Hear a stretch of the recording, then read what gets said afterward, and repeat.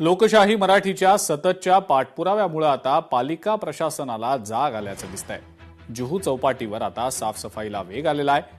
45व्या दिवशी लोकशाही मराठीनं reality check केला आणि या रियालिटी चेकमध्ये मुंबईकरांना लवकरच स्वच्छ जुहू बीच पाहायला मिळणार असल्याचं दिसतंय। इथला आढावा घेतलाय आमची प्रतिनिधी मीनाक्षी म्हात्रे हिनं।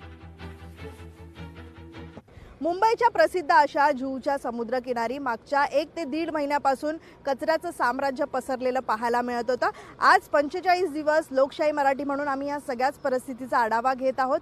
आजच्या दिवशी जर आपण पाहिलं तर जवळपास 10 ते 15% हा कचरा आता जुहूच्या समुद्रकिनारी राहिलेला पाहायला मिळतोय, पण तोच आता वेगानं स्वच्छ करण्याचं काम जे आहे ते महानगरपालिकेच्या वतीनं करण्यात येत आहे। समुद्रकिनारी कचऱ्यामुळे वाळू जी आहे ती देखील खराब झालेली आहे आणि त्यामुळे कुठेतरी आपण पाहतोय की या ठिकाणी जी परिस्थिती उद्भवलेली आहे त्या ठिकाणी महानगरपालिकेला मोठ्या प्रमाणामध्ये ही कसरत करावी लागत आहे। आणखीन मोठा जोर या ठिकाणी महानगरपालिकेला लावायला लागणार आहे, कारण अवघ्या काही दिवसांवरतीच गणेश उत्सव आहे आणि अशामध्ये लाडक्या गणपती बाप्पाचा विसर्जन सोहळा याच जुहूच्या समुद्रकिनारी होत असतो। त्यामुळे त्यापूर्वीच हा संपूर्ण समुद्रकिनारा स्वच्छ व्हावा यासाठी मुंबईकर तर विनंती करतच आहेत। त्यासोबतच आपण पाहतोय की लोकशाही मराठी म्हणून आम्ही देखील इथला सतत पाठपुरावा घेत आहोत। सध्या इथे जर आपण पाहिलं तर महानगरपालिकेने अद्यापही जनजागृती होण्यासाठी सूचना फलक जे आहेत ते देखील लावलेले नाही आहेत। 2 आठवड्यांपूर्वीच आपण पाहत होतो महाराष्ट्र प्रदूषण नियंत्रण मंडळाचे अध्यक्ष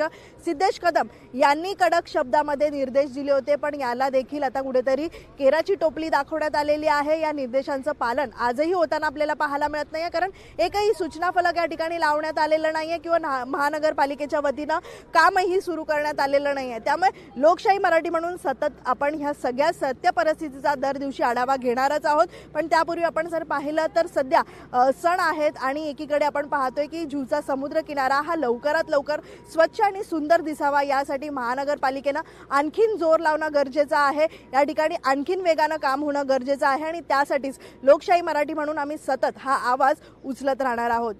व्हिडिओ जर्नलिस्ट निकेश मोरेसह मीनाक्षी म्हात्रे, लोकशाही मराठी, मुंबई। लोकशाही मराठी ऐका, पहा, जागरूक रहा।